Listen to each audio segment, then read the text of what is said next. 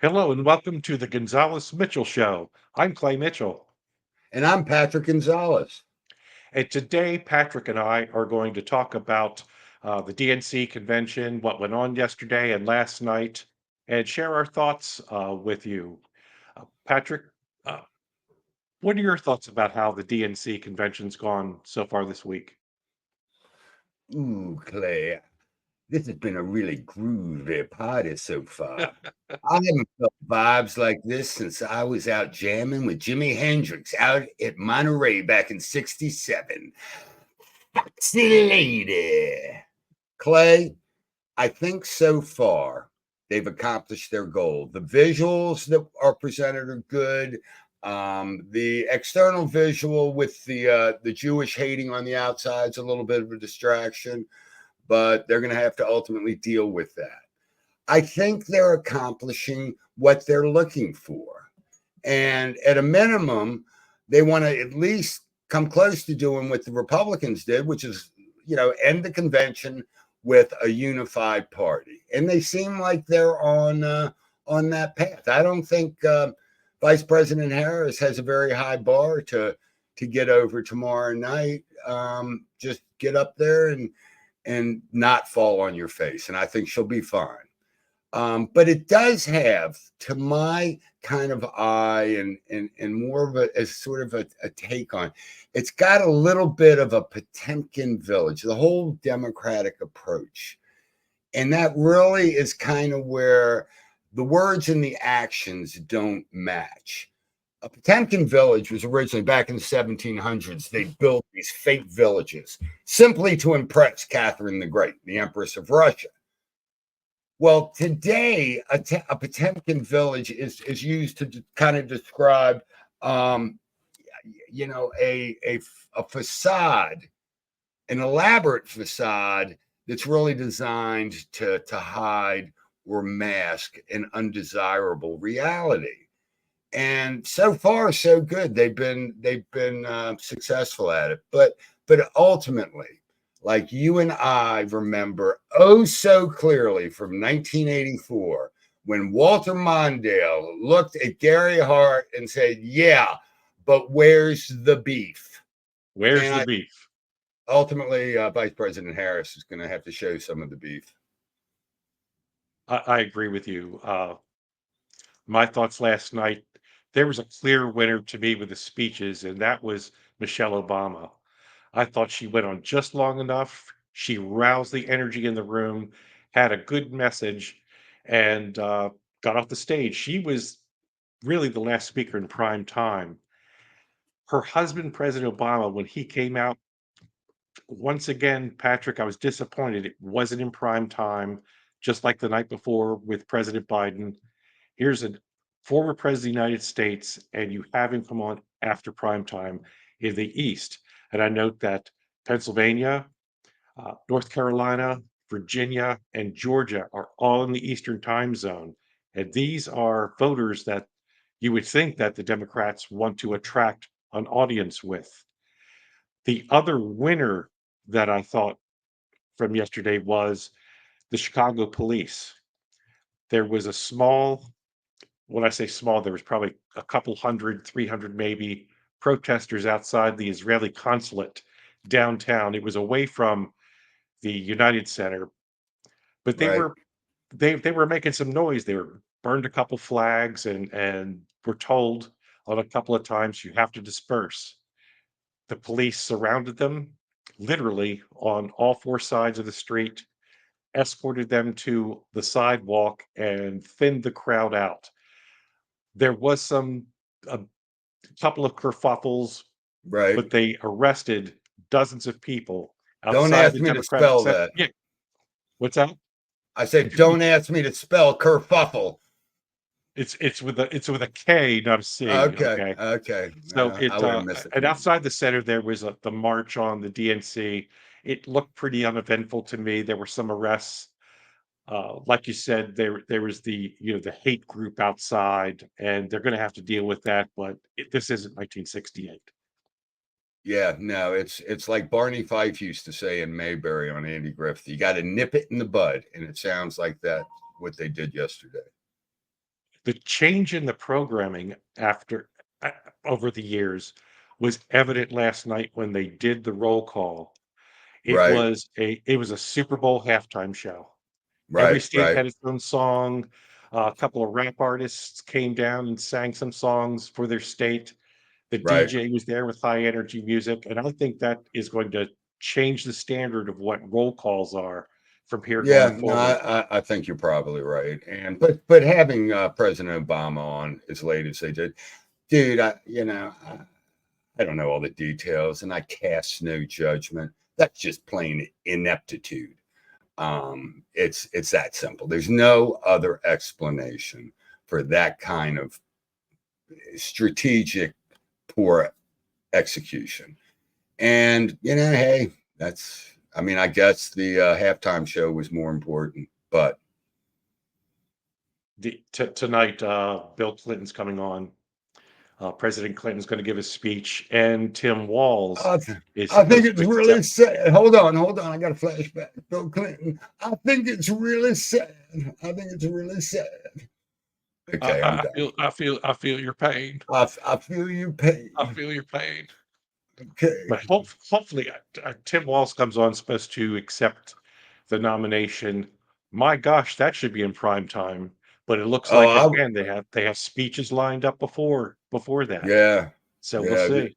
Well, if Governor Walz gets up there in prime time, there better be a disclaimer to make sure your children are in another room. That dude Oh, can that dude can get rough. Telling yes, he people can. to mind their own damn business. Mind your own damn business. Yeah, He's a character, a new character on the scene. I he don't is a think new many people in character. the country ever heard of him before No, no, these past I couple think you're, weeks. yeah, I think you're right. But he brings a different chemistry, so to speak, to this campaign. Yes, he does. Reminds me of the chemistry I used to bring back in the late 60s and early 70s. Oh, my lordy. Everything was groovy, baby. Oh, baby. I was far out feeling good. What other thoughts do you have or about tonight or yesterday? Well, I think again, as we've been talking about, I think the standards have been kind of met. You put on your show, dude. This ain't my cup of tea, but culture, movies aren't these days aren't my cup of tea. The music's not. It's just Yeah, it's a different world. I'm getting older. Um, there is a childlike quality to politics, and honestly, the Democratic Party in particular, that I don't quite get. I mean, you have people 60, 70 years old acting like they're trying to be 18 or 19 or 20.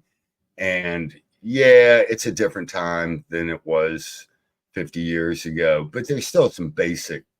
And I don't want to get heavily biblical on us, but in Corinthians, the Bible says, when I was a child, I spoke like a child. I understood like a child. I thought like a child. Now I am an adult and it is time to put away childish things.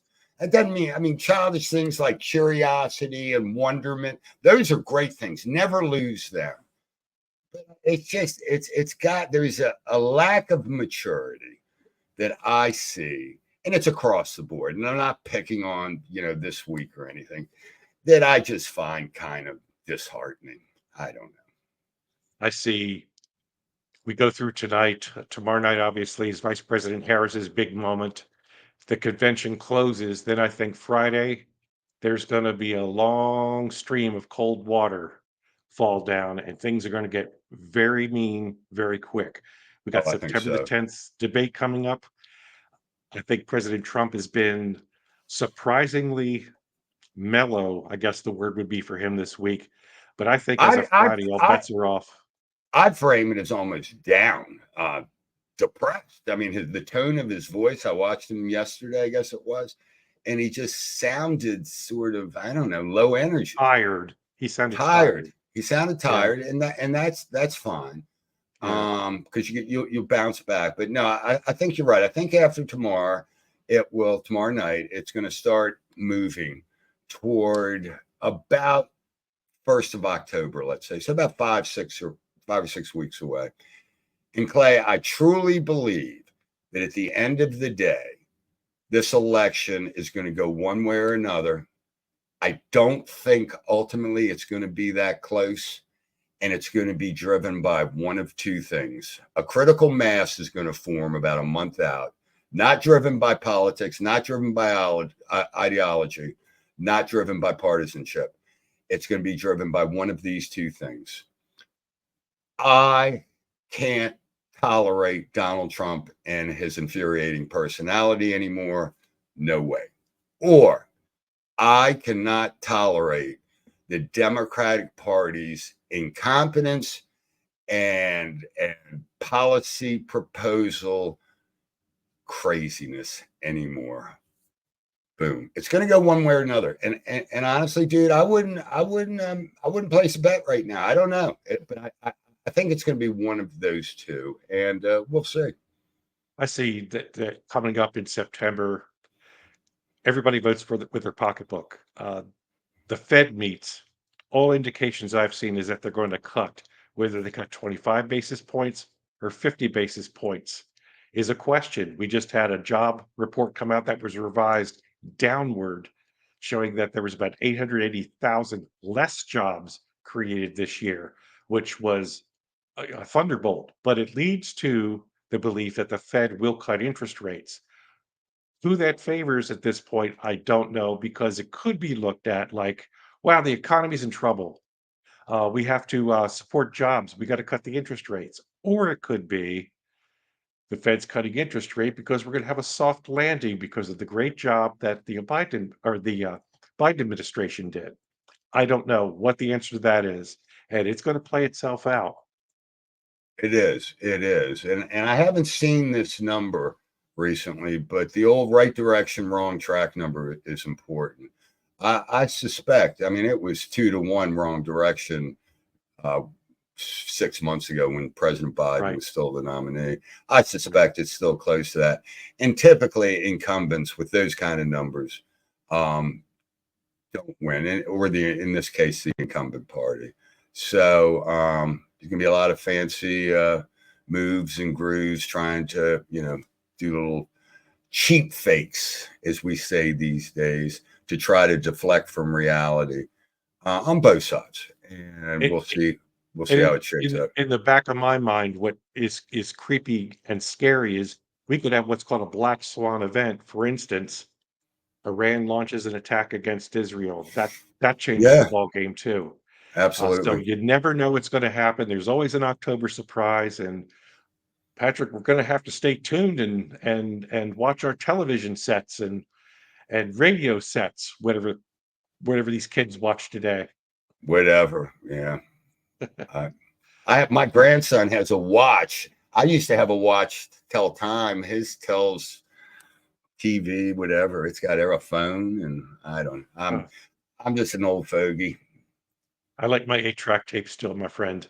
Oh baby. Oh yeah. I So love it. Patrick, what'd you learn in class today? Clay, I learned I got to do my homework the night before, and I got to stop going out and hanging out at bars. So I ain't My never doing that. I ain't never doing that again.